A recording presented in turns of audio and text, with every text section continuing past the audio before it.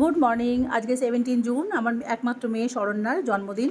সেই জন্মদিন উপলক্ষে যাচ্ছি হচ্ছে আদ্যাপীঠ। কিছুদিন আগে আমার জন্মদিন গেছে। আমরা আদ্যা মাকে খুব মানি, যেহেতু আমার এই দক্ষিণেশ্বর মামার বাড়ি ছিল এবং আমার জন্মস্থান।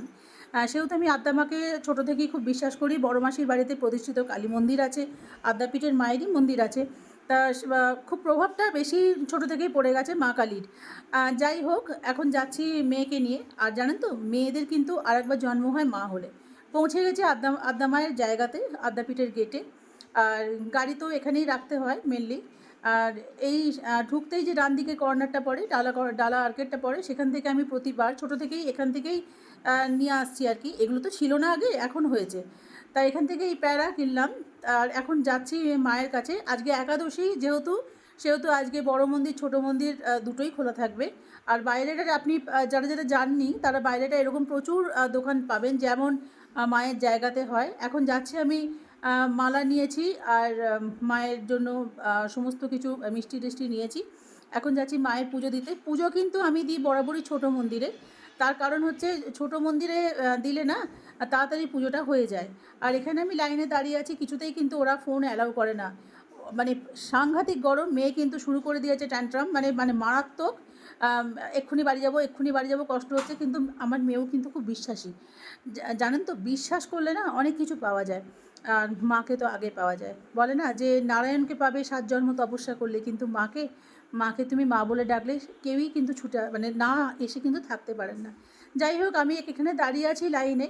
আর এই আদ্যাপীঠের মন্দির দেখছেন, আগে এই ছোট মন্দিরের মাই কিন্তু স্থাপিত হয়েছিল। তারপর কিন্তু এই বড় মন্দির, এবং স্বপ্নাদেশ দিয়েছিলেন কিন্তু মা অন্নদা ঠাকুরকে। এবং অন্নদা ঠাকুর পরে এই ইডেন গার্ডেন থেকে এই মায়ের মূর্তি পেয়েছিলেন এবং সেটা এনে স্থাপিত করেন। বড় মন্দিরে কিন্তু কেউ প্রবেশ করতে পারেন না। যারা দেখছেন আমার ব্লগটা, তাদেরকে সবাই এই মায়ের দর্শন করুন।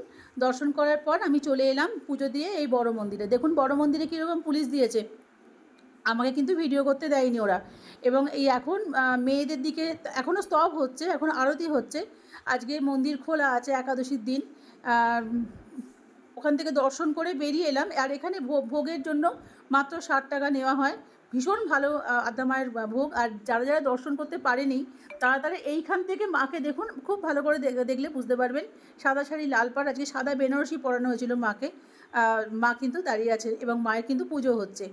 তারপর আমি চলে এলাম এই কর্নারটাতে। এখানে বিভিন্ন রকমের মায়ের বই, বিভিন্ন আধ্যাত্মিক দর্শনের বই এবং রামকৃষ্ণ ঠাকুরের বই, বিবেকানন্দের বাণী। এবং যারা দূর থেকে আসবেন, আদ্যা মায়ের মূর্তি নেই, আদ্যা মায়ের স্তব নেই কাছে, অবশ্যই বাড়িতে রাখবেন। অগ্নি ভয়, চোর ভয়, ডাকাত ভয়, দস্যু ভয় থাকে না। ছোটো থেকে মানি, বিশ্বাস করুন, মা খুব জাগ্রত, ভীষণই ভালো। আর মা দয়াময়ী, মা করুণাময়ী। মায়ের অনেক মহিমা। টাটা। আজকে